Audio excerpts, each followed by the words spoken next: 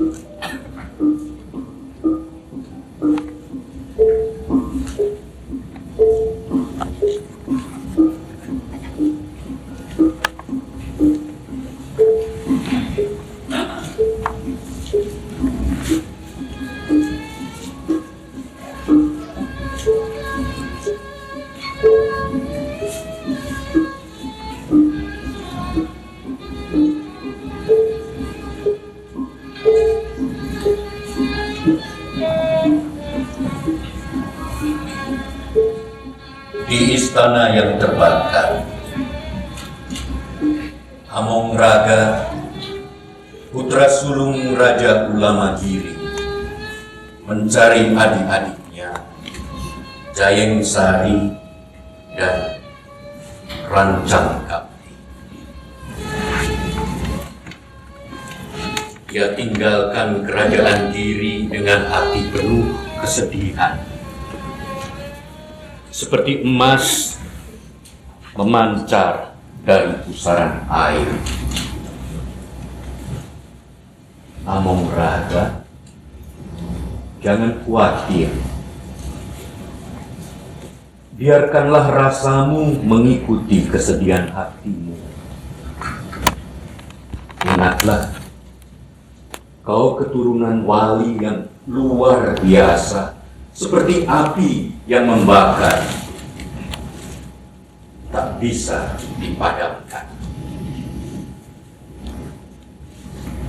Biarlah dia terus membakar. Tak lama lagi, api akan mati sendiri dan segala yang kotor pun akan hangus musnah.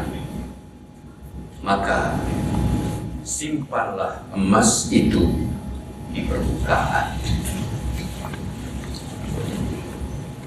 Demikianlah sang pangeran dari Giri mengembara jauh. Tak seorang tahu tempat mana dituju. Juga dirinya sendiri tidak tahu arah mana yang dituju.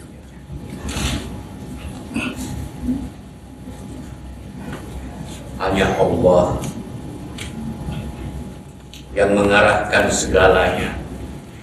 Melihat betapa Among Raga bagaikan gelandangan masuk menapaki jalan hilang. Sampailah Among Raga ke pesantren Wanamarta, dan di sana dia menikahi Tambang Raras, putri kiai pesantren itu, Ki Panuta.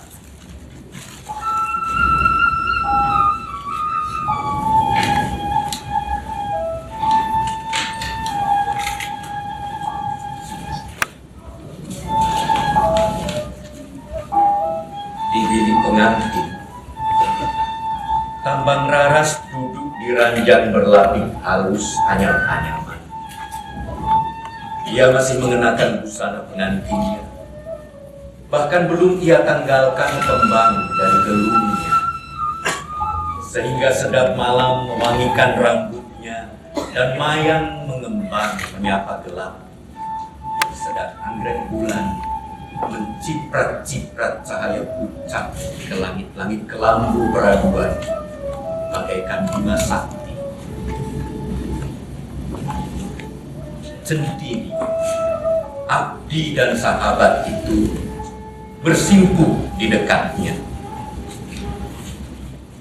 Ketika Among Raga datang menghampiri, ia menyelinap ke balik sekat berkelawang yang terbuat dari kulit kerbau dan menjelma bayang-bayang lupa. Pangeran Giri telah menyingkirkan patung Dewi Sri, juga patung kekasihnya Sadono, yang semula dipajang di situ menurut kebiasaan dalam tata upacara seperti itu, karena Allah tidak mengampuni kemusyrikan. Di balik sekat berkerawang, Centini merasakan hembusan nafas Among Raga yang syarat hasrat dan engah Tambang Raras. Bulir-bulir peluh di tubuh membara yang melembabkan kamar itu dengan rinai gerimis.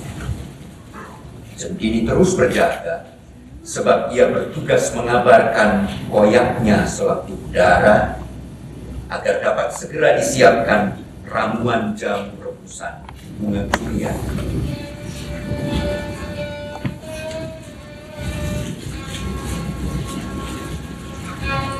Among Raga mengarahkan pandang matanya yang silau ke Tambang Raras dan katanya,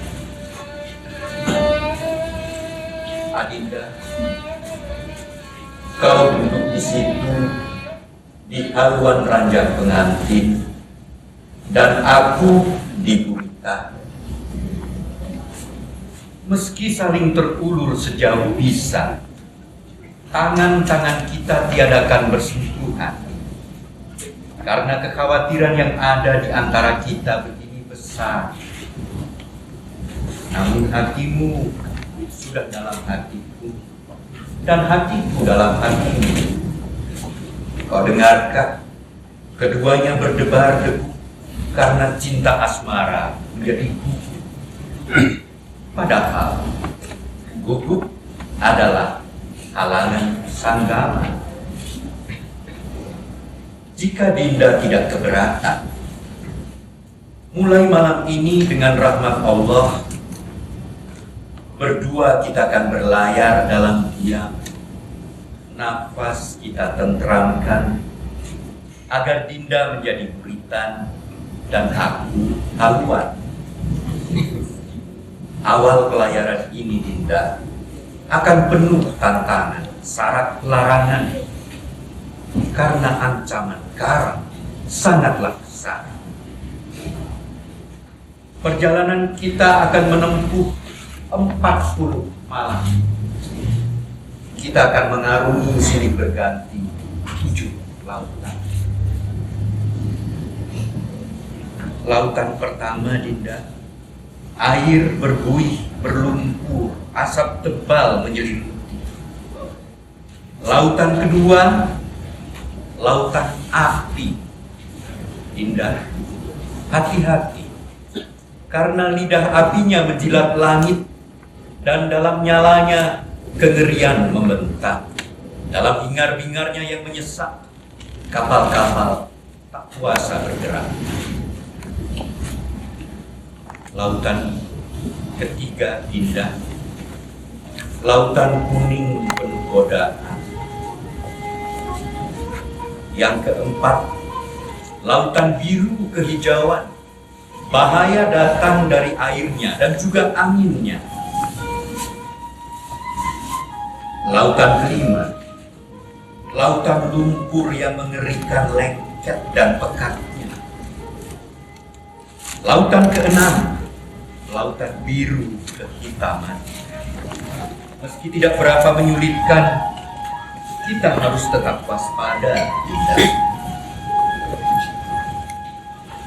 Terakhir, lautan ketujuh, lautan sari tebu yang airnya putih dan dasarnya tak tampak mata. Lautan yang sangat tenang tanpa angin, namun meski tanpa badai sama sekali, gelombangnya lebih tinggi dari gunung. Tiada satu bahtera pun berani mencoba menempuhnya. Jika ada yang berani menjelajah di sana, Dinda, ancaman bahaya keenam laut sebelumnya akan datang menyerbu, berhimpun menyatu, merundung di 9 penjuru. Di balik ke-7 lautan itu, Adindaku, sering dikisahkan ada lagi satu samudera yang airnya telah kehilangan segala warna. Tiada ombak di sana, tapi di bawahnya jurang yang tiada terduga dalamnya, lebih hitam ketimbang malam orang buta. Di permukaan tak tampak apa-apa selain kelam. Tiada lagi angin maupun ke-9 penjurunya, juga di tengahnya tiada apapun. Tak ada kerimitan, tak ada kerlap kilat. Belum hanya seekor burung terbang melayang di kedalaman lautan, meninggi lalu mengguncang, tak henti menyelam selang berulang-ulang. Burung itu luar biasa besar, tak terlihat dengan mata maupun akal. Warnanya putih, dan paruhnya yang mematuki serbuk sari angin bersebut emas. Batu mirah matanya, mutiara cakarnya, berlian biru sayapnya. Suara kepak sayapnya memenuhi dunia. Di Haluan Ranjang, Tambang Raras membungkuk dan berkata, "Oh Akiku, aku mendengarmu dan setuju. Tetapi di atas kita, malam telah undur diri." Dinda, benar yang Dinda katakan itu. Marilah kita bangun dan mengerjakan salat. Among Raga mengumandangkan azan. Suaranya yang lembut jernih membangunkan semua murid, dan telinga mereka yang bandel didera dentum beduk kerahiman. Berkatalah Among Raga kepada Tambang Raras, "Dinda, ketahuilah, setelah salat subuh tidak baik kembali tidur. Sebab waktu itu tubuh nurmu mengamati tubuh dagingmu yang terbujur, yang terurai hingga berbau busuk menusuk saat fajar rekah di ufuk.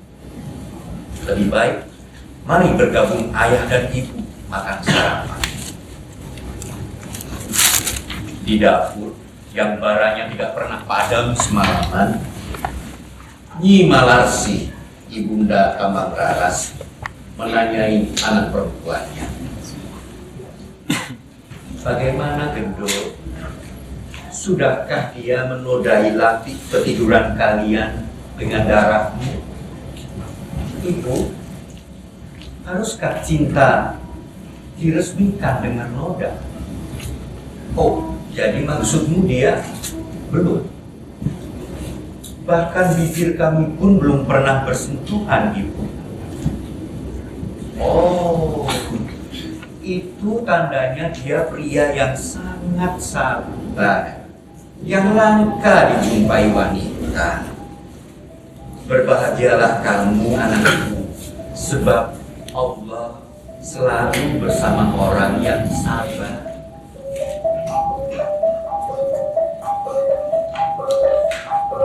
Ketika malam kedua tiba, Among Raga telanjang duduk bersila di buritan ranjang dan katanya, "Adinda, dalam hidup ini ketahuilah, harus kita cari ilmu yang pasti, yang datang dari Rasulullah.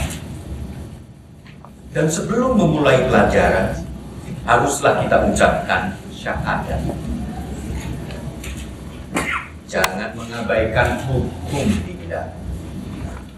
Hukum adalah tanah, sedangkan hakikat dan ilmu adalah benih.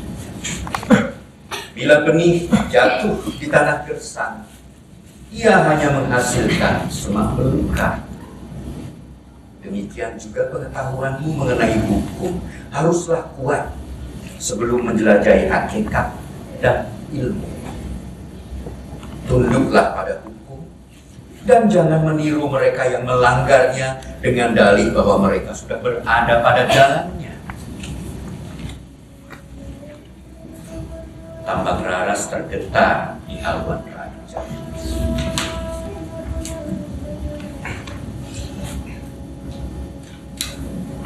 Sejak 4 malam, pondok pesantren Wanamarta tidak pernah lengang para kerabat, paman, sepupu lelaki dan perempuan, juru santet dan dukun, tokoh masyarakat dan rakyat kecil yang telanjang kaki, kaum abangan dan ulama.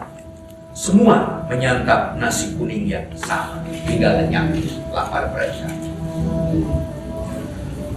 Orang melantunkan ayat-ayat Quran, melakukan tembang-tembang pelik penuh sandi, bergembira menerbangkan burung-burung merpati terlatih, berbincang tentang asyiknya memelihara burung, tentang hasrat jasmani yang harus diselaraskan dengan ilmu, tentang kekacauan dan kematian, tentang riba, aneka larangan, tentang rahmat, dan tentang derita yang telah dibagikan Allah.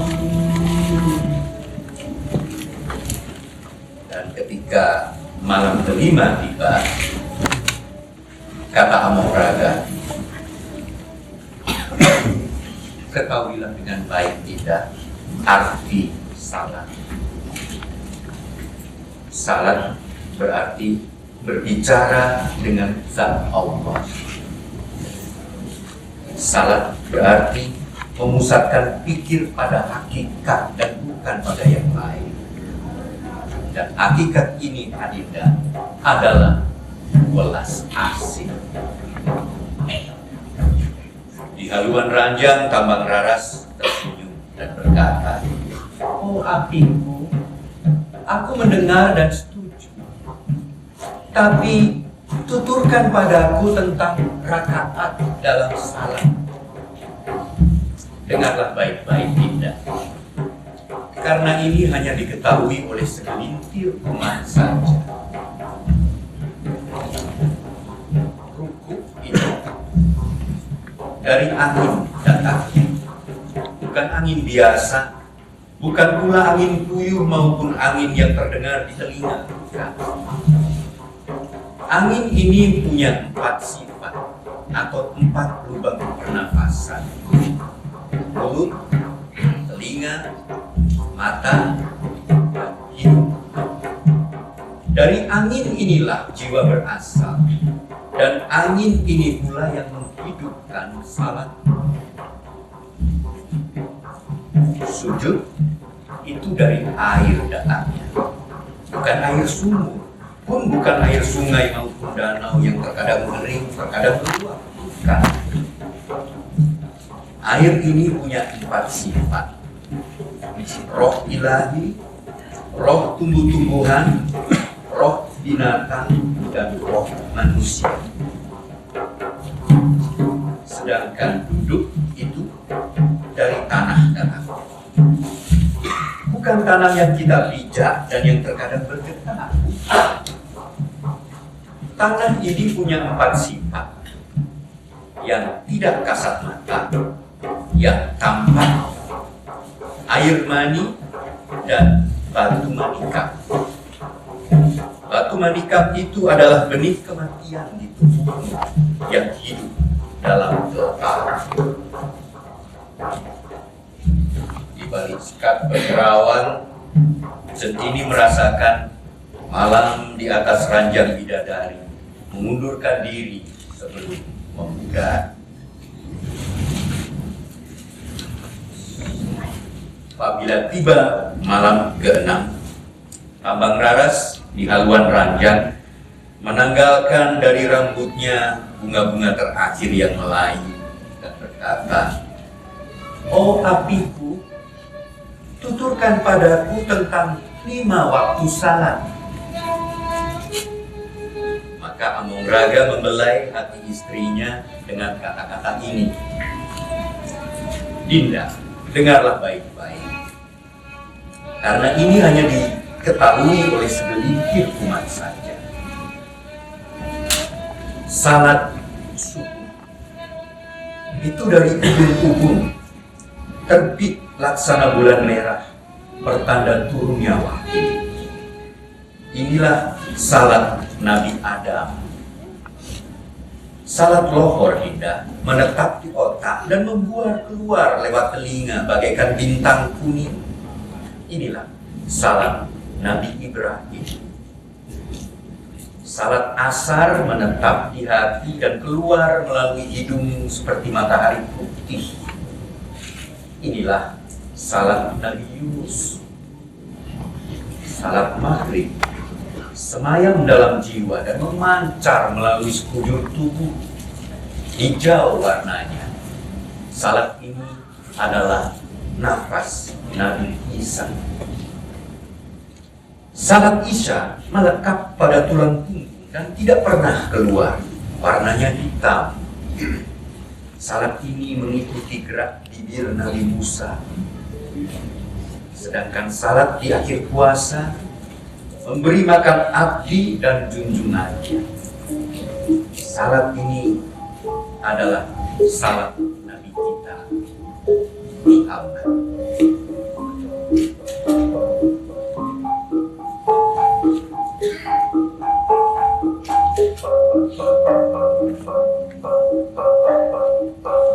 Ketika malam ke-7 tiba.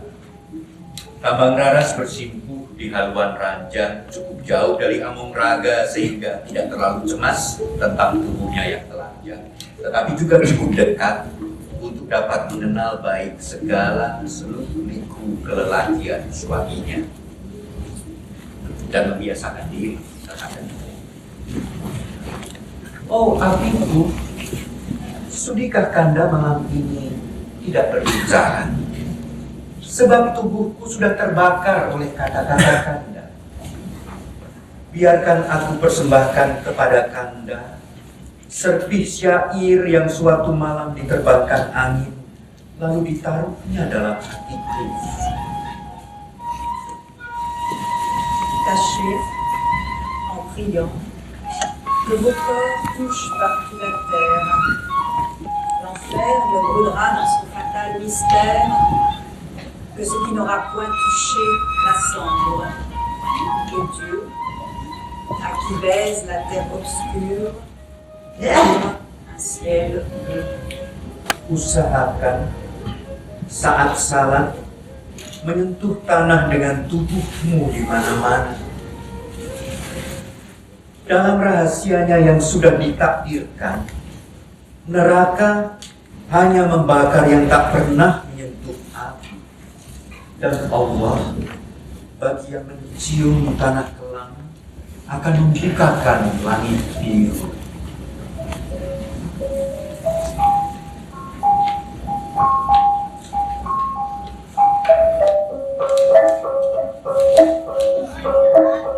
Malam ke-8 mulai tenggelam. 7 orang berkuda datang memperkenalkan diri di pesantren Wana Mantra. Tampaknya mereka telah berkuda berhari-hari tanpa pakaian mereka pernah diganti, penuh debu, kotor sekali. Mereka dari Mataram dan katanya diutus oleh penghulu masjid Kauman yang dulu murid Cipanurta. Sebagai hadiah perkawinan, mereka serahkan uang 20 real dan katanya, Oh, Kiai, ini sekadar pembeli kapur sirih secukupnya untuk menjamu para tamu Pak Kiai yang begitu banyaknya. Cipanurta menyuruh agar mereka diberi pakaian yang bersih dan mengundang mereka bergabung dalam pesta malam itu.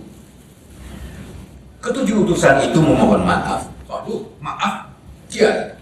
Ini karena kami diperintahkan segera kembali ke Mataram secepatnya. Meski begitu, sebelum kembali menempuh perjalanan, kami ingin sebagai obat jerih payah kami bertemu sebentar saja dengan mempelai itu dan mendapatkan berkah darinya. Siapa namanya dia dan siapa orang tuanya? Cipanurta curiga ketujuh utusan itu adalah prajurit Sultan Agung, sebab ketergesaan mereka itu tidaklah sewajarnya. Hati-hati dia pun menjawab, oh, namanya Among Raga, tetapi dia sudah yatim piatu. Dia pengembara yang tersesat, yang oleh Allah yang Maha Pemurah dibawa ke Wana Mata ini, dan kemudian di luar kekuasaanku telah kuangkat anak. Karena dia pernah berguru di pondok pesantren Karang, wah, ilmunya yang luar biasa itu telah memikat putihku. Itu dia di sana. Di dalam masjid kalian dia sedang sibuk berbicara. Demikianlah Among Raga berbicara kepada murid-murid dan para tamu Cipanurta yang baru saja selesai salat maghrib. Ini kata Among Raga. Ya, terkadang dua kewajiban agama harus dilakukan pada saat yang bersamaan. Misalnya salat lohor dan menyucikan jenazah. Karena kedua kewajiban ini tidak dapat dilaksanakan bersamaan, kita harus merelakan yang satunya, meskipun ini pelanggaran. Itu sebabnya ada ujaran begini. Mengabaikan salat adalah kewajiban. Kewajiban salat dapat diabaikan. Itu menimbulkan keheranan yang sangat pada murid-murid yang berada di masjid.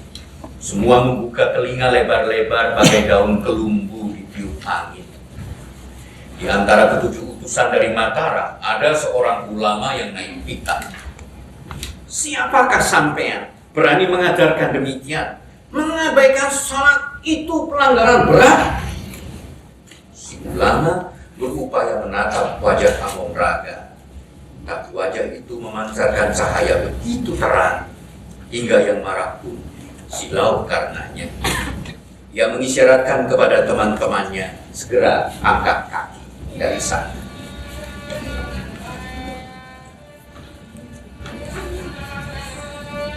Ketika malam ke-9 tiba, Amongraga telanjang dan duduk bersila di buritan ranjang. Dia berkata kepada istrinya, Dinda, ketahuilah baik-baik betapa insan ini bagaikan ikan di lautan. Lautan adalah gambaran Allah yang meliputi, melindungi ikan. Sedangkan ikan tidak begitu menyadari lautan, bahkan sering sama sekali lupa. Padahal atas dirinya lautan memiliki segala kuasa. Yang seperti itu, Adinda, bagaikan pandai emas yang tidak mengenal emas yang sedang dia kerjakan. Seperti serati yang melupakan gajah yang dia tunggangi. Peternak kuda yang mengabaikan peternakannya. Hamba sahaya yang melalaikan junjungan yang dilayaninya. Di haluan ranjang Tambang Raras membungkuk dan berkata, "Oh apiku, itu seperti pengasih yang tidak peduli pada sang terkasih, pecinta yang abai pada yang tercinta, padahal berada dalam dekapannya."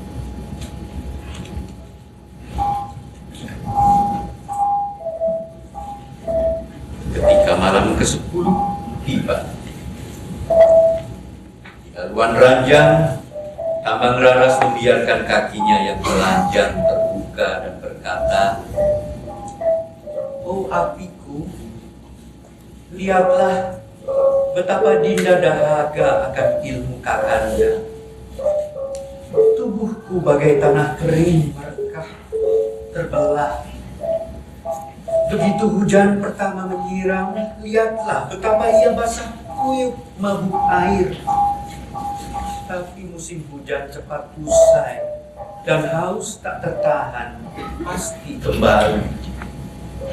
Dari buritan ranjang, Amongraga mengulurkan tangannya yang telanjang ke kaki istrinya, dan dengan empu jari mengurut lekuk telapak perempuan itu, tempat hasrat sekujur tubuh bedak memusat. Lama dia memijat seirama pedih nyanyinya. Jika Dinda dahagakan air, air pun dahagakan Adinda.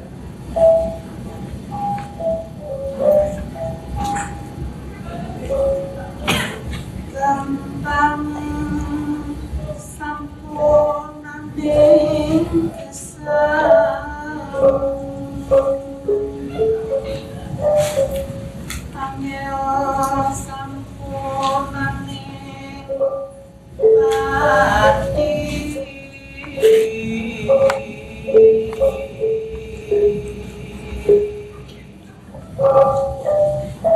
Gampang kenel aning sira,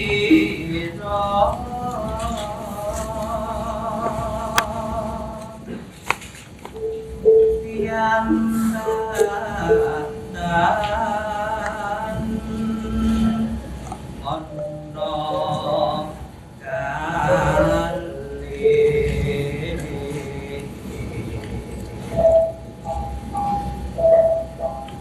mung ngelmi kang minume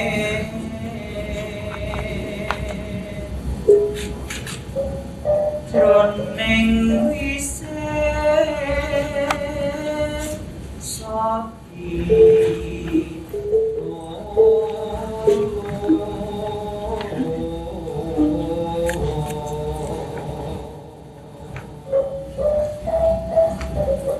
lawan kang angsung ingat andeling marang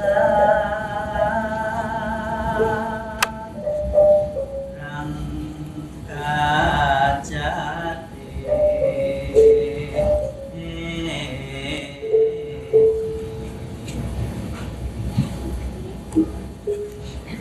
kati sarem sawukuti ping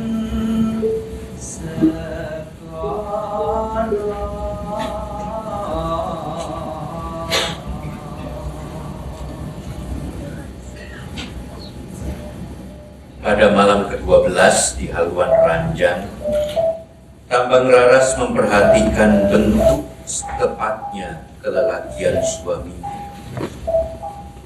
Oh apiku, tuturkan padaku tentang tempat unsur. Dari buritan ranjang, Amung Raga mengarahkan mata ke mata istrinya dan berkata, Dinda, tempat unsur itu tanah, air, angin, dan api. Kalau mereka masih bersatu, mereka mempunyai sifat Allah, yaitu keindahan, keakbaran, kesempurnaan, dan kekuatan. Dengan sifat-sifat itulah Allah menyuruh dunia. Kebesaran, itulah botol tinta. Keindahan, itulah pewarna tintanya. Kesempurnaan, air tintanya. Kekuatan, kehendak yang mengendalikan tarian bulu pena. Tambang Raras membungkuk dan berkata, Oh apiku, aku mendengar dan setuju. Tapi pernah pula Dinda dengar bahwa keakbaran membakar makhluk hidup, sedangkan keindahan memuaskannya.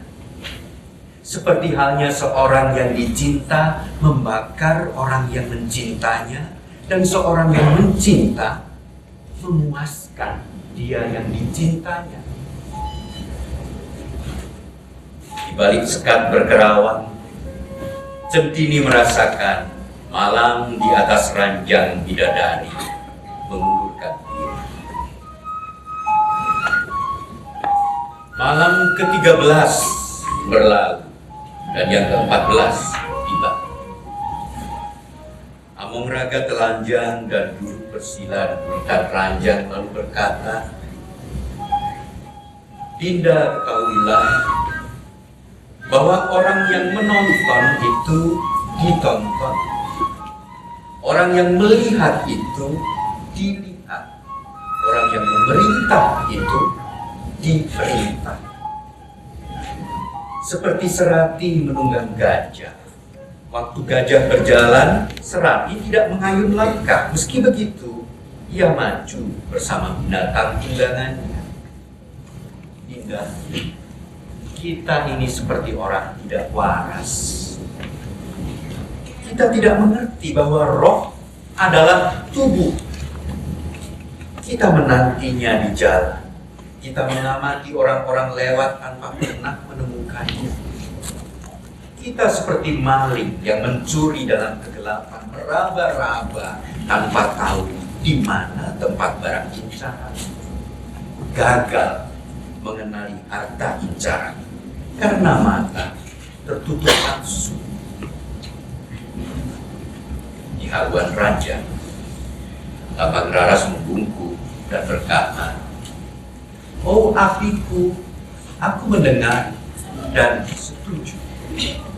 balik sekap berkerawang, Centini merasakan malam mengundurkan diri sebelum memudar.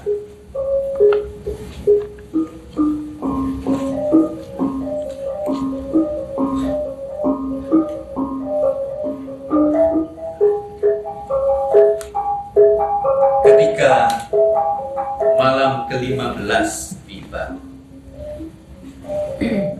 Among Raga menanggalkan pakaian dan duduk bersila di buritan ranjang dan katanya, "Dinda, sudikah malam ini meminjamiku kerudung Dinda?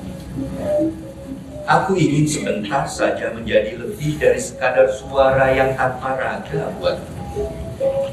"Oh adikku, keinginanmu adalah keinginanku." Di haluan ranjang, Tambang Raras melepas kerudung yang menaung rambutnya yang harum wangi dan diulurkannya kepada suami. Saat Among Raga menerimanya, kedua tangan telanjang mereka bertaut di balik tipis kain putih itu. Among Raga lalu menutup wajah dengannya dan berkata, "Dinda, badan kita ini seperti topeng menutup wajah yang sebenarnya. Matanya menatap nyala, menggeliat, tetapi buta. Kita menatap tanpa melihat, sebab melihat terhalang oleh penglihatan itu sendiri. Namun bila melihat dengan mata hati, menyatu dengan kekuasaan niskala, maka tubuh kita sendiri pun seolah niskala, tak kasat mata, menyatu dengan kemurahan ilahi yang berjanji."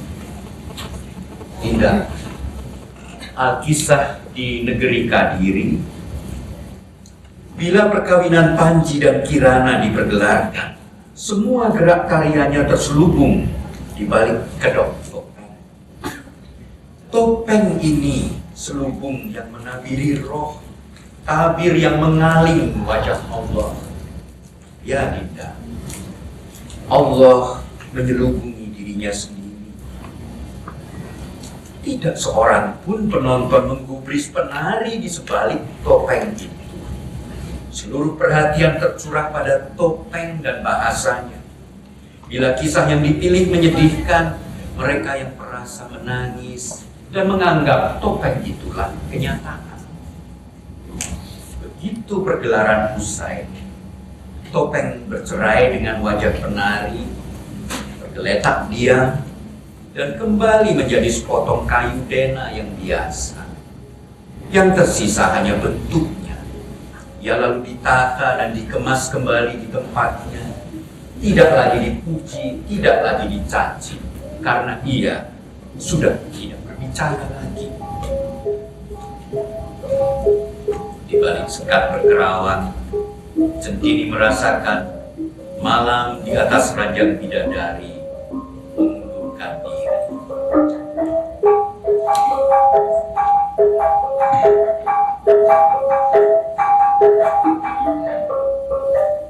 Pada malam ke-16, di haluan ranjang, Tambang Raras mengarahkan matanya yang bagai cermin jernih ke Among Raga.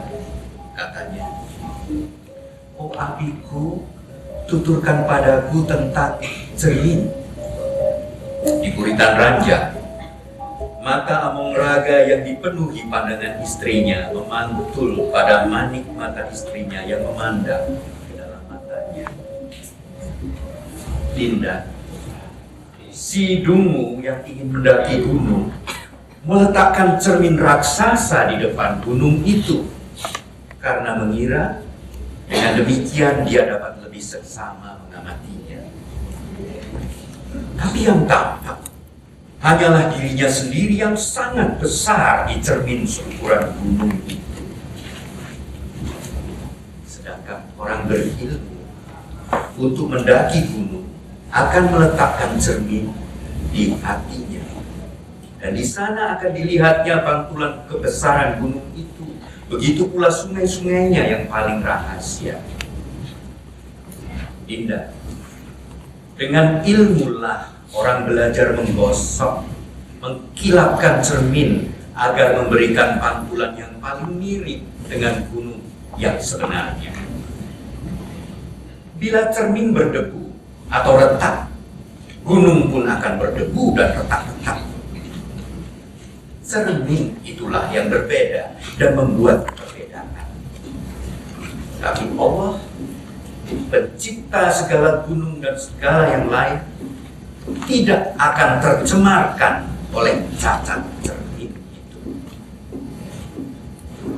Abang Raras membungkuk dan berkata, "Oh apiku, aku mendengar dan setuju. Bila mata si terkasih tidak suci, dia akan melihat sang pengasih sebagai tidak suci pula. Namun, bila mata sang pengasih bersih, dia akan menyucikan pandangan si terkasih." Di balik sekat berkerawang, Centini merasakan malam di atas ranjang bidadari tumbuh berdiri.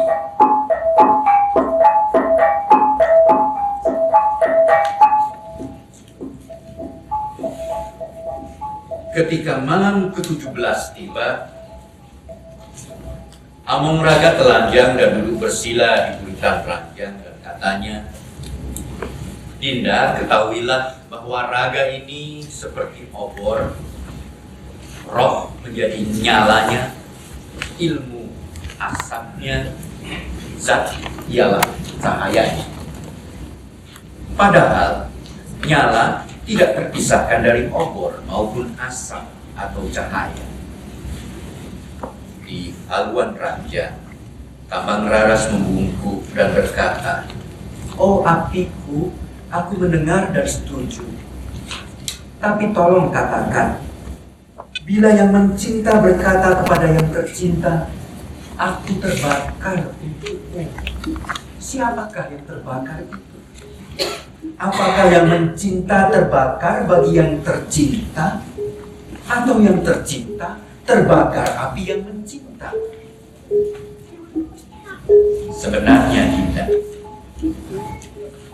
Cintalah rajanya nyala yang membakar segalanya. Allah yang maha besar, maha ada. Di balik sekat berkerawang, Centini merasakan malam mengundurkan diri sebelum meninggal.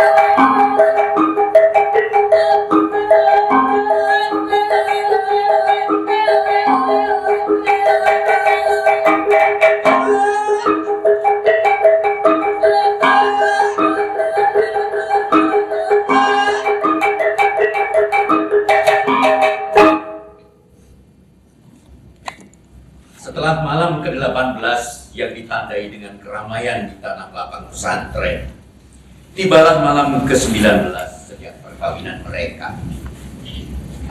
Among Raga telanjang dan duduk bersila di buritan ranjang.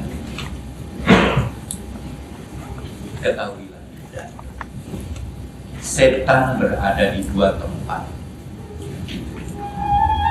Pertama, dalam kenikmatan badan. Kedua, di saat kita sekarang. Memang, Dinda, keduanya satu neraka yang sama juga. Saat raga pencinta bersanggama dengan raga si tercinta, di puncak nikmat, daging mengerut, kencang dan membekak roh. Kenikmatan ini dinamakan kematian kecil. Demikian pula di ambang raja. Bila pikiran penuh amarah dan kangen pada badan yang sedang sekarat, daging akan mengerut dan mendekap roh di saat kematian. Neraka, Dinda, itulah roh yang tersekap dalam daging yang membusuk. Dinda, dalam bercinta harus kita jadikan raga kita masbah, amutan untuk berbicara kepada roh. Cinta adalah karya agung yang mengubah daging menjadi nafas. Itulah jalan kematian besar, yakni kenikmatan yang mengatasi kenikmatan. Di haluan raja, Tambang Raras tergetar dan berkata, "Oh apiku, aku mendengar dan setuju. Semoga roh kita segera memadu cinta dengan raga kita. Lihatlah, kata-katamu telah tersemai di dagingku, dan perhatianku menyuburkan wacanamu." Di balik sekat berkerawat, Centini merasakan malam beringsut-insut.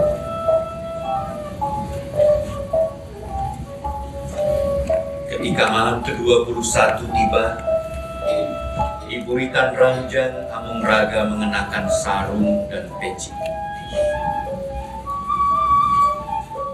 Dinda, aku ingin melewatkan saat-saat terakhir malam ini untuk mengingat Allah. Maukah Dinda menemani aku ke masjid? Oh apiku, keinginanmu adalah keinginanku. Tapi jadikanlah keinginanku keinginanmu juga. Apa yang tidak inginkan? Izinkan Centini ikut bersama kita. Masuklah mereka bertiga berbusana putih ke masjid pesantren. Kabut malam merasuk dari bagian depan yang lebar terbuka, membaurkan seri putih lembut pada kedua perempuan yang sujud. nafas Among Raga pada mulanya syarat kekotoran hari itu. Tambang Raras dan Centini susah payah menyelaraskan diri dengan kepala mereka bergoyangan seirama kenang. La ilaha illallah, la ilaha illallah, la ilaha illallah, la ilaha illallah. La bergetar di pusat, membuka dan naik ke sisi kiri, ke bahu, menerobos ke mata. La menabrak jantung dalam satu nafas panjang dan membanjiri sekujur anggota badan hingga ujung jari dan rambut. Nafas meninggalkan jantung yang seolah terurai dan tubuh diam bagaikan batang pohon kelapa. Kedua sejoli dan Centini serupa kayu kering, tak bergerak seperti angka. Mereka berada di waktu mutlak, tanpa darat, tanpa laut, tanpa cahaya, tanpa gelap, tanpa sini, tanpa sana, tak ada junjungan, tak ada abdi. Segala ada, segala kosong, ada hanyalah Dia. Setelah naiknya nafas, tiba saat wahyu turun dalam kalbu yang telah tertata kembali, yang tanpa mata menerawang hakikat Allah. Kedua sejoli dan Centini rebah diri tanpa rasa, tanpa arah yang menurut kesepakatan atau kepatutan. Tubuh lelah mereka mengapung dalam diri mereka sendiri. Para santri yang masuk masjid untuk salat subuh merasa sangat jauh dari mereka. Bahkan konon para santri tidak melihat mereka.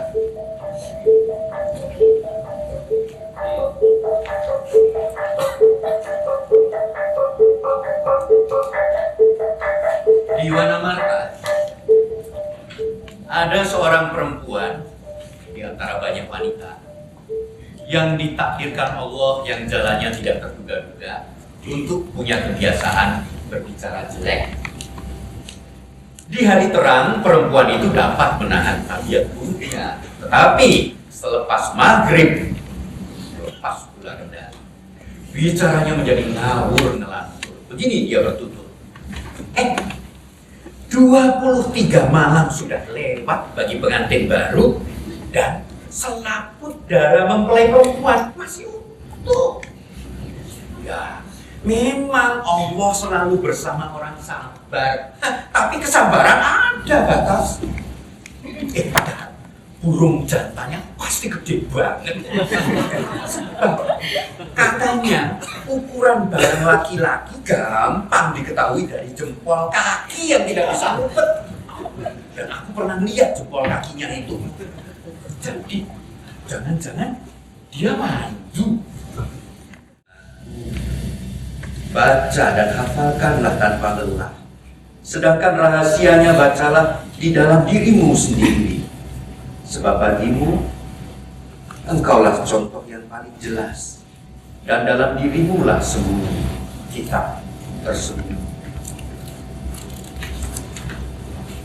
Tambang Raras membuka Al-Quran dan daras. Lama dia membaca sambil menekankan setiap jeda. Sementara waspada agar setan tidak menyusup menyelinap. Ia panjangkan bunyi-bunyi hidup hingga udara di parunya tidak bersisa.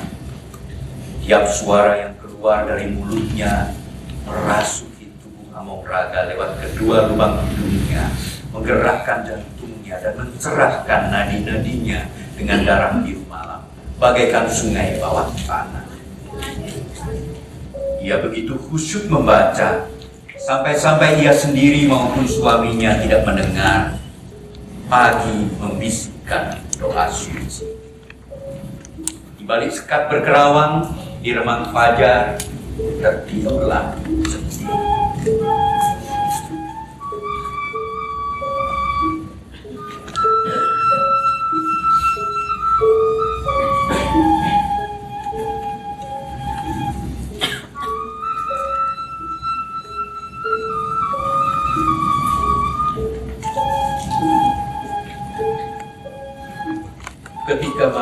ke-26 tiba. Amomraga telanjang dan duduk bersila di buritan ranjang. Oh bungaku, ketika rohmu serasa meninggalkanmu, kalau kau tenang, sabar dan pasrah, jika kau tetap waspada dan penuh perhatian, yang akan mengajarimu tiada lain ialah dirimu sendiri, sejatimu yang akan kau kenal. Pintu hatimu akan terbuka, dan saat itulah yang membimbing akan dibimbing. Engkau akan menjadi ratu di kerajaan hatimu. Meski begitu, kau juga akan dituntun, dibimbing oleh jati diri penuh bintang bersinar dalam diri yang menyinari kejayaan. Di haluan ranjang, Tambang Raras membungkuk dan berkata, "Aku mendengar dan setuju." Matanya berbinar seperti impian dan kegamangan, menyiram tubuhnya dengan cahaya emas dan keajaiban. Ketika malam ke-27 tiba, di haluan Tambang Raras menanggalkan pakaian, membungkuk dan berkata, "Oh apiku, bersediakah Kanda bermain denganku? Kanda menjadi filsuf dan aku menjadi keledai. Dan inilah cerita yang dikisahkan oleh si penyair." Le philosophe allait sur son âne. Il pensait. Morne, il laissait marcher au hasard sa monture. Son esprit cheminait dans une autre aventure.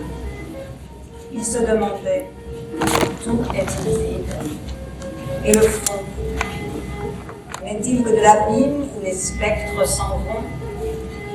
L'ombre prodigieuse est-elle une personne? Le flot qui murmure, est-ce une voix qui résonne? L'âne s'arrêta court et lui dit, je le vois.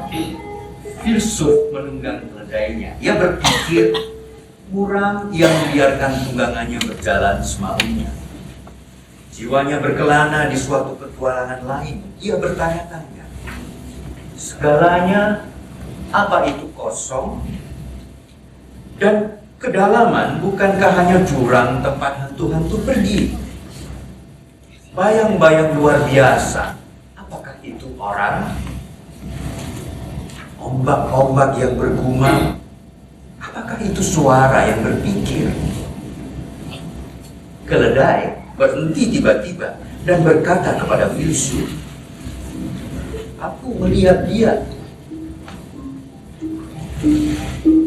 Di buritan ranjang, Amomraga tertawa seperti yang belum pernah ia lakukan sejak melarikan diri dari Gini dan katanya, "Oh bungaku, menurutmu, kenapa Allah menciptakan tawa pada diri manusia dan bukannya di tempat lain?"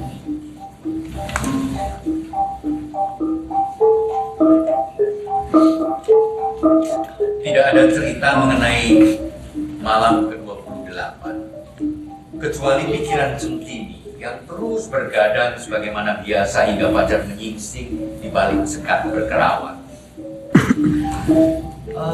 Kedua tuanku seperti tepung campur gula merah.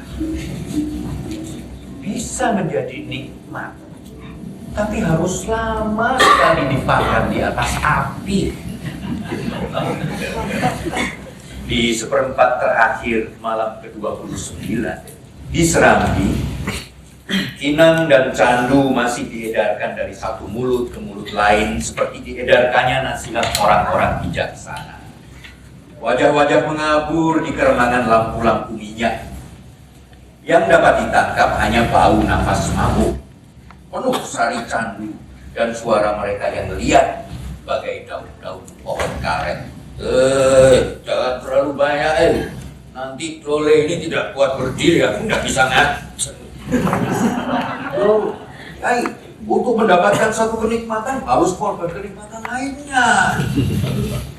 Dengan bantuan parang, Kipanurta membelah durian yang baru jatuh dari pohon dan mengulung satu persatu daging buahnya, buahnya yang putih berbuih bersari seperti susu. Oh, ia sangat merindukan istrinya yang sedang berhalangan sejak 3 hari.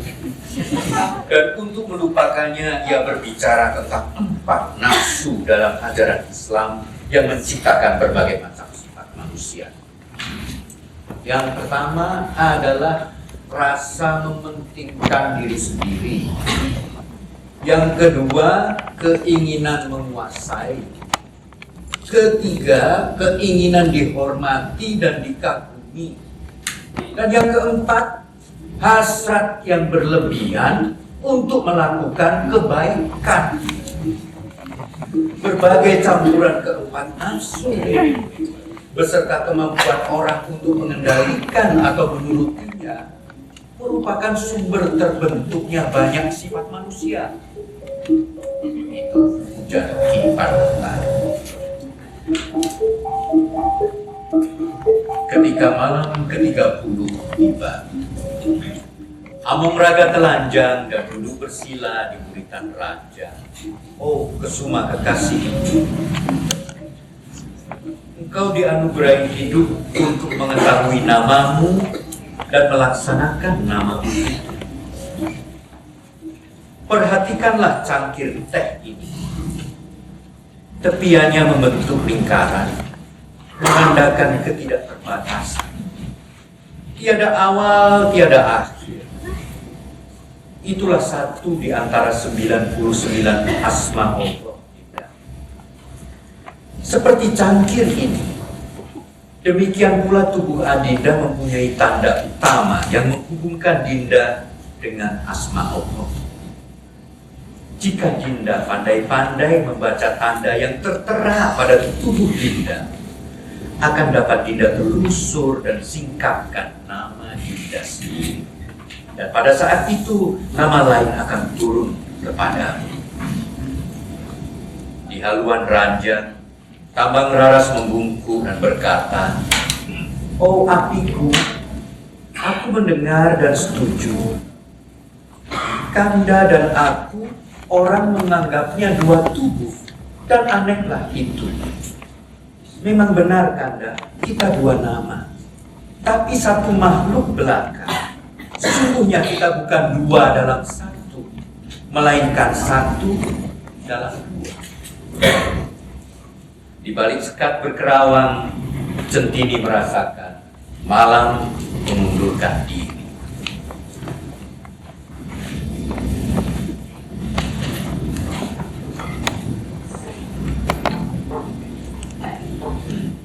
Ketika malam ke-31 tiba, di haluan ranjang Tambang Raras menanggalkan pakaian lalu membungkuk, katanya, "Oh apiku, tuturkan padaku tentang rasa."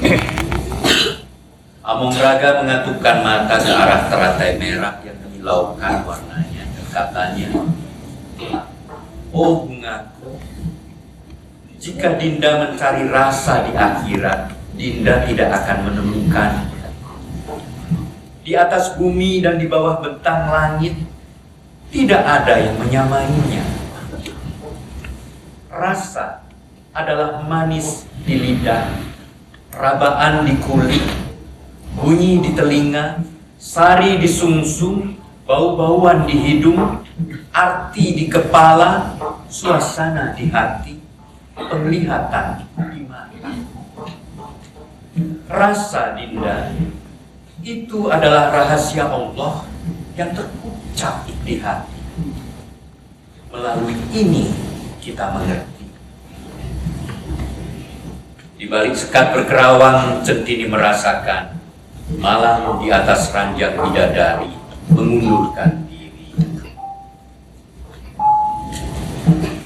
Ketika tiba malam ke-32, di halaman ranjang, di haluan ranjang, Tambang Raras menanggalkan pakaian, bungkuk dan berkata, Oh apiku, tuturi daku seperti apa kiranya sifat pria dan wanita.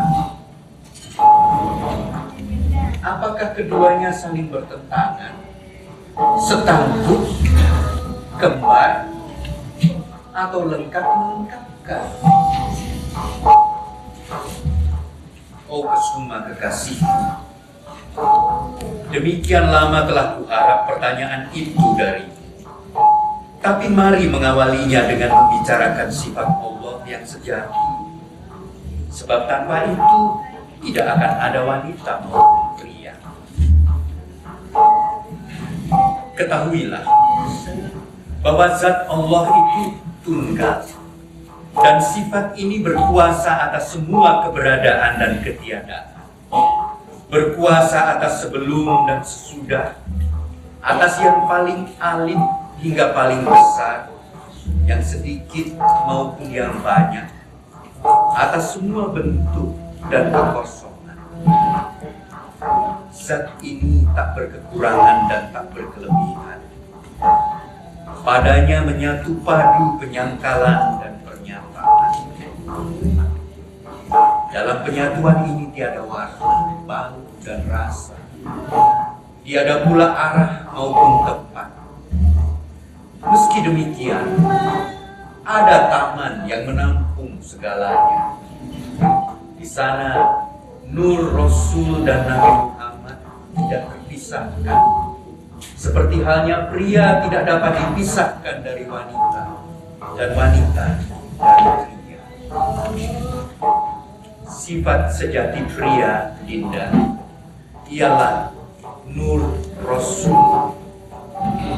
Bagian jagat raya yang terjadi dari Allah, yang berada di atas dunia peristiwa dan mendahulunya. Ini lingkup Muhammad sebagai contoh pula, tempat semua gagasan masih berupa tubuh halus. Sifat sejati wanita ialah Nabi Muhammad dalam penampilan beliau sebagai manusia. Ini lingkup yang dapat dilihat, yang kasat mata. Dunia inilah yang kenyataannya dapat segera ditangkap indera kita dan dipahami akal kita dan kita lakukan. Dinda, sebutan Allah mengandung 3 aksara, yakni alif, lam, dan ha. Alif adalah Allah, lam adalah Nur Rasul, ha adalah Nabi Muhammad. Jadi Rasul itu adalah aku, Nabi Muhammad adalah Dinda, dan menyatunya Dinda dan aku adalah yang ilahi. Dinda dan aku adalah pancaran yang ilahi.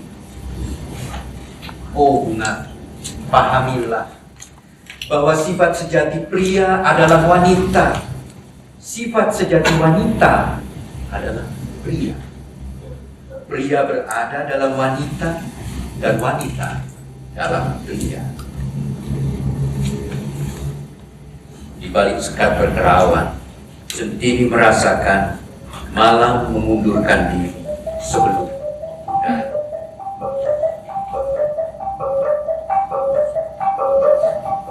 Ketika malam ke-33 tiba, Among Raga telanjang dan duduk bersila di buritan ranjang. Oh bungaku, hanya sepatah saja yang ingin kuucapkan padamu malam ini. Palingkan wajahmu ke dunia yang tampak, karena dunia ini adalah wajahnya.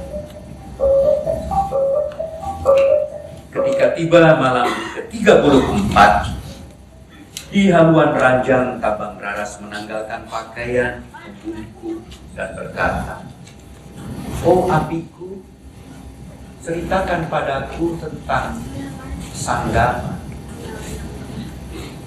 Oh bungaku, tidak dapat aku menceritakan hal yang tidak ku ketahui.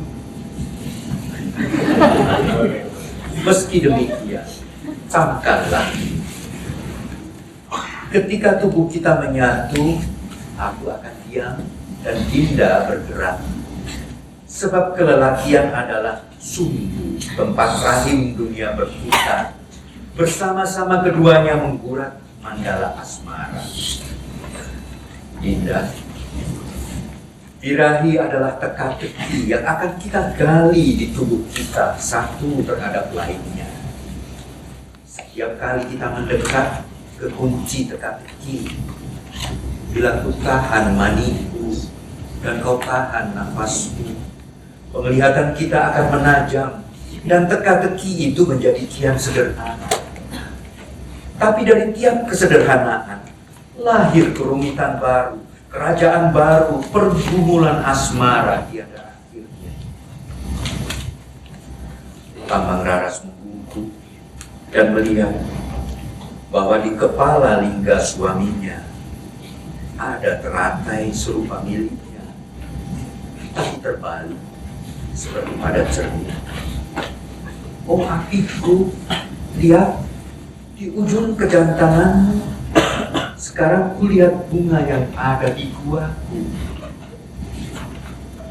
Di balik sekat berkerawang, Centini terus berjaga, tapi sia-sia.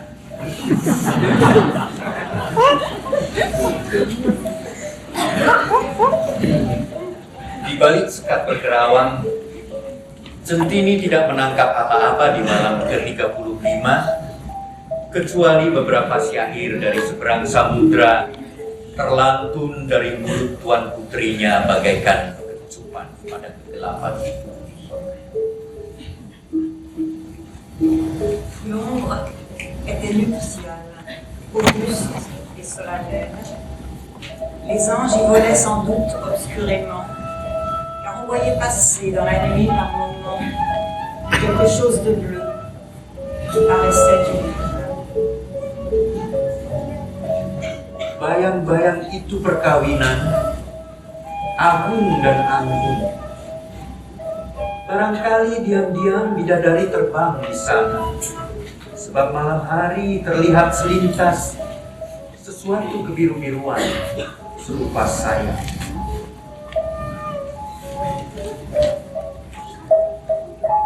Di dapur berjubel perempuan memanggang apem berulang-ulang. Adonan diaduk-aduk sampai membengkak seirama dengan makin mengantuknya para perempuan. Dada mereka semua yang terbuka tampak seram. Salah satu perempuan itu adalah Dewi Kluwung, seorang peramal. Dia rundukkan wajahnya yang tembam ke atas bara api, seperti wajah raksasa Matkoro Raksoso yang mengerikan, yang dapat untuk menakut-takuti roh-roh jahat. Dewi Kluwung berbicara tentang hari mujur dan hari nanas. Ibu-ibu, misalnya ya, kalian pakai selendang ini setiap Senin, dan suamimu jatuh dari pohon kelapa. Nah, jangan pernah lagi memakainya hari Senin. Kalian harus ingat selalu, ingat kecelakaan ini. Harus mengerti bahwa ini membawa kesusahan. Jadi jangan sampai terulang ibu-ibu. Misalnya, sekarangnya, hari ini kalian makan dengan sambal. Dan hari ini juga kalian digigit ular. Kalian ingat, ini apa? Kamis. Maka besok lagi setiap Kamis hindari makan sambal. Kalian bisa menggantinya dengan merica yang di lidah sama juga panasnya. Begitu juga ibu-ibu, tidak sembarang hari cocok untuk perjalanan tertentu. Di hari-hari tertentu harus dihindari bepergian ke timur, sebab membawa sial. Loh, kalian masih boleh pergi ke timur, tapi memutar ke barat dulu.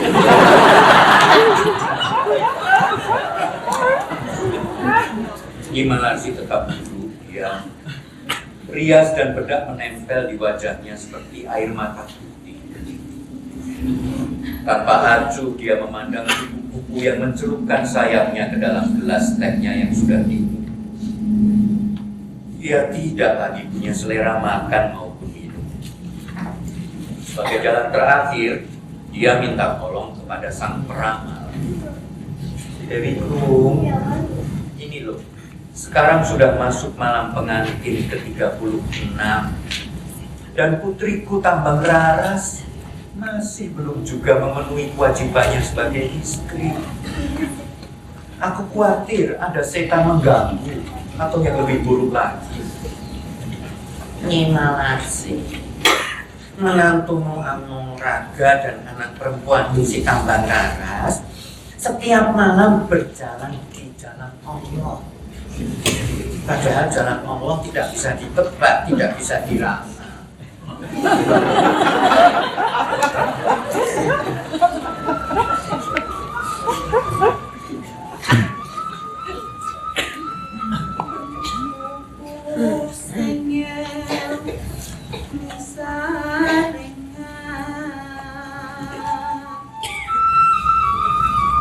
Niat utuh anglakoni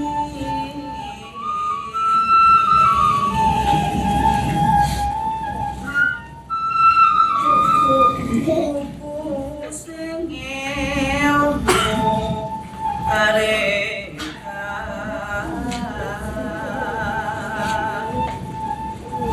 utuh khusus Anya Dendi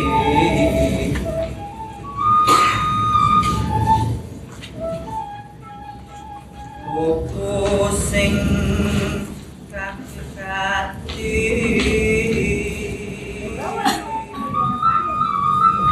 kudu tenan sarko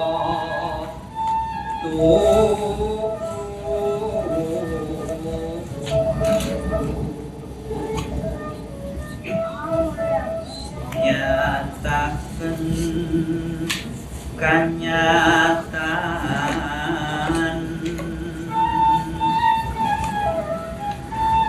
kuku sing mahal ribat yayi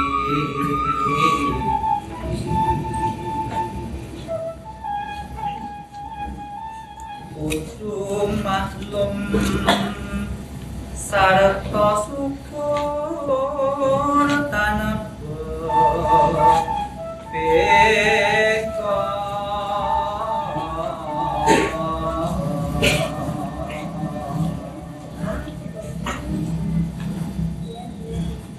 Ketika malam ke-37 tiba, Amung Raga melepas pakaian dan duduk bersila di buritan raja.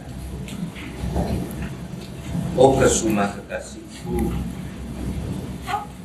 ketahuilah gabungan seluruh kebijaksanaan dan ilmu kasampurnan tampil sebagai hal-hal yang bertolak belakang. Itu adalah seni mengungkap kemungkinan persatuan gaib antara dua ikhwal yang bagi akal orang awam kelihatan mustahil dilakukan. Menimba sambil memikul air atau mencari api dengan membawa obor, katak yang merangkul liangnya, kuda berpacu sambil tertambat pada toga, jejak bangau terbang, bungsu yang menjadi kakak si sulung, akar kulit buah pinang, tanah yang dikuburkan dalam bumi, air direndam dalam air, matahari yang dijemur dan api yang terbakar, sarang angin tinggi yang rendah, hitam yang putih, akhir yang awal, timur yang barat, janda yang belum pernah nikah, sungai kering musim kemarau yang pasang naik, banjir bandang. Oh Kesuma kekasihku, pikirkanlah semua hal yang bertolak belakang ini, sebab inilah gambaran orang dalam kepenuhan gairah. Di haluan ranjang, Tambang Raras membungkuk dan berkata, oh apiku, aku mendengar dan memberikan persetujuan.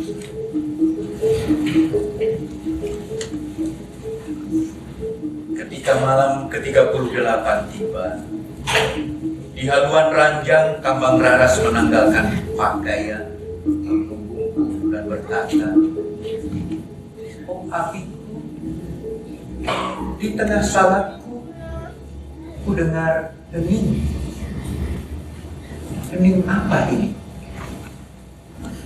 Oh Kesuma kekasih, hening ini adalah sang guru yang menarik diri bersama kitabnya. Karena meski dialah yang memulai lagunya, Dinda sendiri yang harus menyelesaikannya, tanpa guru, tanpa kitab. Hening ini adalah sungai yang akhirnya menceburkan diri ke samudera tak bertepi. Inilah perjalanan menuju hakikat. Itulah dirimu sendiri, istriku, dan bukan sesuatu yang lain. Damai besertamu, istriku." Di haluan ranjang, Kambang Raras membungkuk dan berkata, "Oh apiku, aku mendengarnya dan setuju. Tapi lihatlah, badan kita dibasah embun. Apakah salat subuh telah melewati tubuh ini seperti mimpi?" Di balik sekat berkerawan, Centini menggumamkan kata-kata Nabi. Orang-orang hidup, ketika mati, mereka bangun.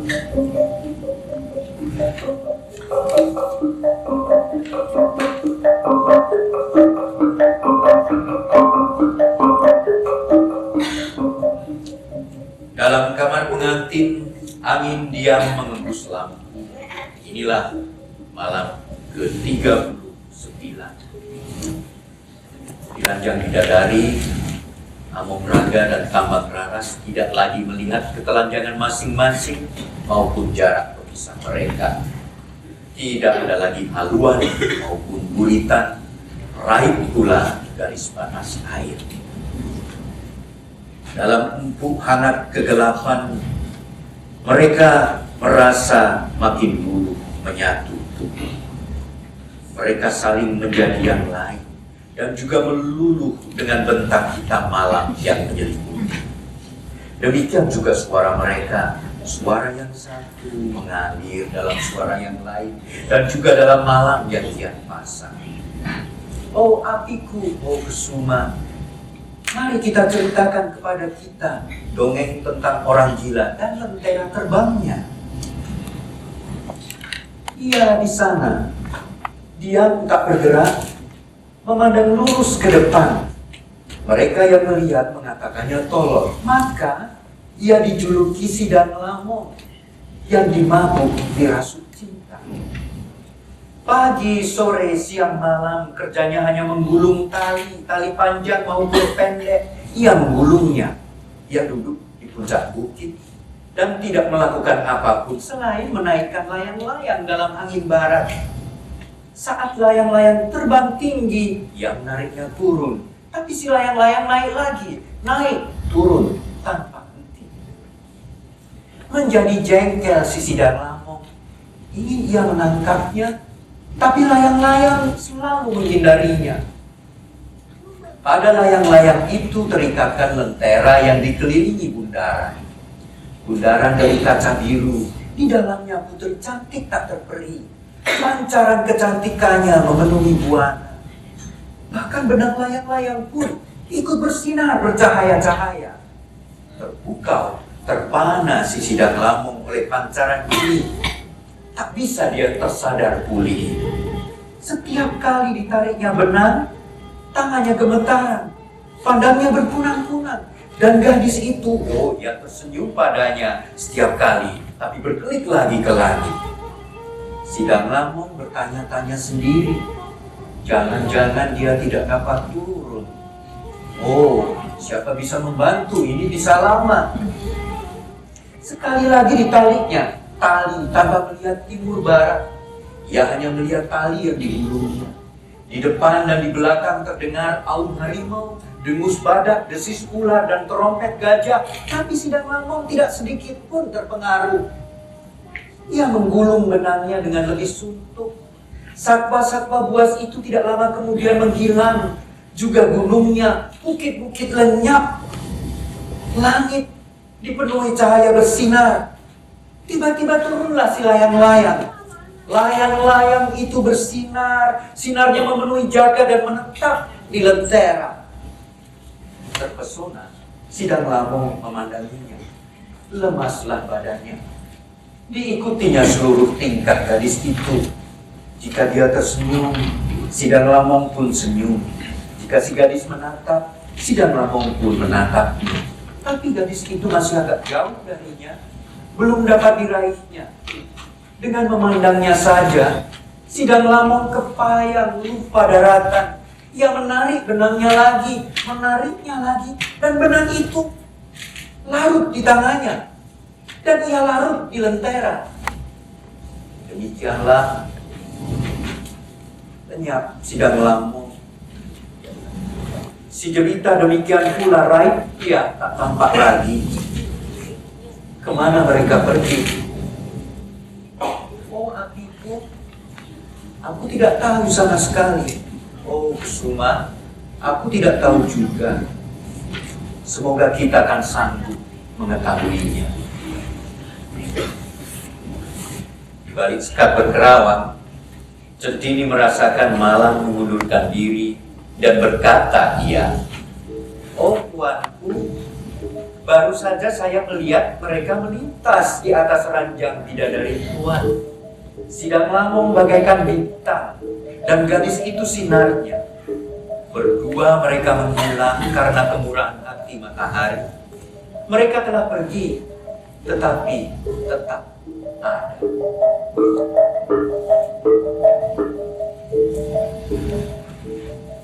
Di balik sekat berkerawang, Centini tidak dapat lagi membedakan antara suara tuan putrinya dengan tuannya. Meski demikian, sempat ditangkapnya beberapa patah kata terpercik dari ranjang bidadari menjelang malam ke-40 pemuda. Il y a trois sortes de secrets. Le secret des secrets, le secret des dieux rois et le secret de soi. Le secret de soi reste dans la lumière, sans aucun voile, éclatant et fier, sans aucun mélange, transparent.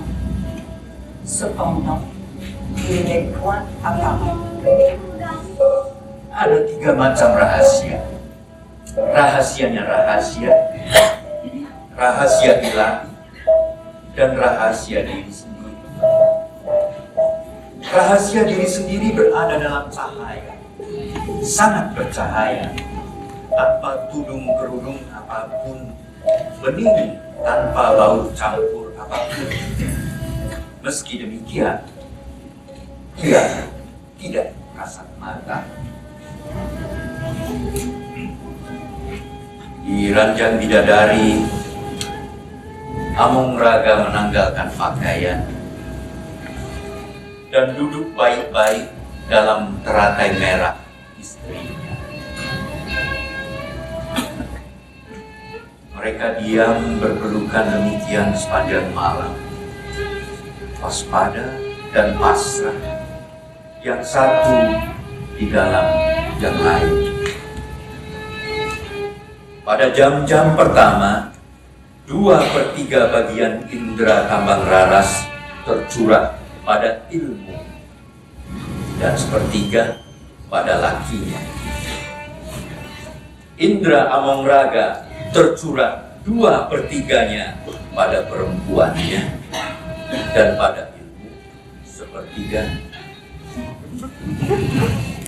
Di kedalaman tubuh mereka berdoa kepada Allah agar pelukan mereka tidak buyar terbagi-bagi, dan agar seluruh rasa mereka disatukan dalam ilmu ajaib Sanggala. Hujan hangat turun malam itu, bagai air mendidih dituang di atas daun-daun teh kering, dan segera membebaskan harum wangi pegunungan di kerongkongan.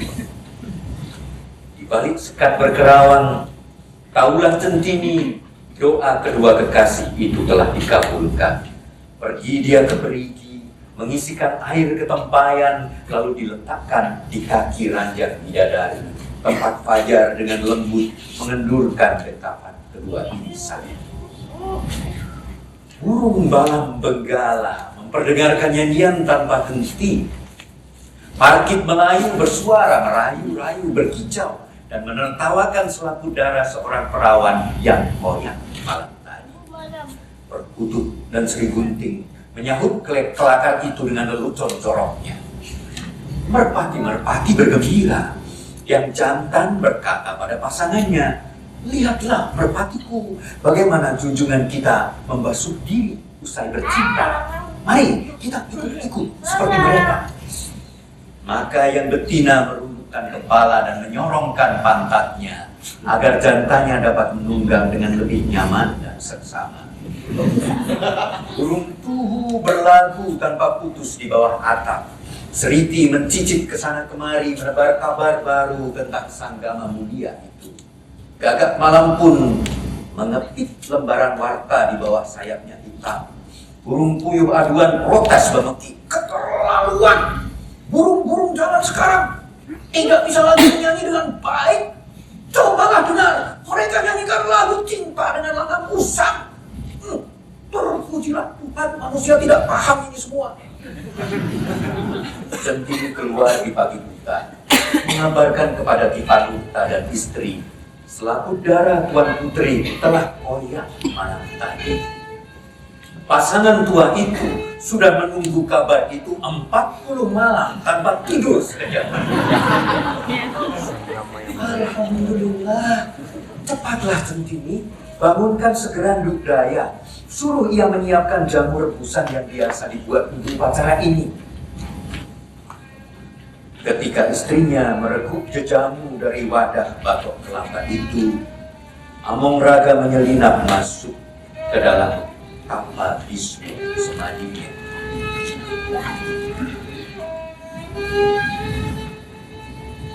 Tujuh hari 7 malam, Among Raga bertapa tak bergerak-gerak, tak bersalah. Setelah ia kosongkan pikiran, penglihatan dan pendengarannya, ia tidak lagi menatap apapun kecuali Allah. Terkadang pandang matanya menjadi buram berkaca-kaca, bagaikan hujan turun di luar musim, dan menggurati hati tambang raras yang dulu diam tak jauh dari suami. Akhirnya suatu malam, Among Raga bersendawa. Perlahan bergerak kaki tangannya, dan ia turunkan kembali rohnya semayang dalam badan. Direngkuhnya istrinya mendekat dan katanya, "Kesumaku tersayang, sudah 7 hari 7 malam kau tidak meninggalkan aku sesaat. Sering di balik kelopak mataku kau lihat air mataku. Itulah air mata pengembaraan yang tidak akan pernah kering, Dinda. Ya sayangku, aku harus meninggalkanmu dan pergi lagi mencari adik-adik. Siapa tahu apakah mereka masih hidup. Aku akan terus berjalan sampai ke batas terakhir, dan aku akan kembali kepadamu sesudah dengan mereka aku bertemu." Sambil mendengar kata-kata itu, mata tambang raras menjadi cekung penuh kegelapan. Perutnya sekeras batu, sumsum mengalir dari tulangnya bagaikan air surut dan seolah dilolosi dari batu. Bulan menuju malam, Among Raga meniduri tambang raras di ranjang bidadari dan membanjiri badannya dengan air mata. Mereka masuki permainan asmara yang langka. tanpa aturan atau tujuan, tanpa ada yang kalah dan yang menang. Beberapa saat menjelang subuh, Tambang Raras tertidur lena dalam sanggama. Perlahan, Among Raga memundurkan diri dari tidurnya dan direntangkannya kain tilam peraduan di atas badan istrinya yang telanjang, bagaikan kain kafan bagi sanggama mereka. Dan ditulisnya surat kepada Tambang Raras. Kesuma, kekasihku, di jalan ada pertemuan dan perjumpaan kembali. Tetapi orang berjalan sendiri-sendiri. Kubawa badanku menempuh kemuliaan suluk, dan adindalah justru tembang indah selaras yang merangkum syair suluk itu. Dinda mengira aku pergi, padahal aku mengembara di dalam Adinda sendiri.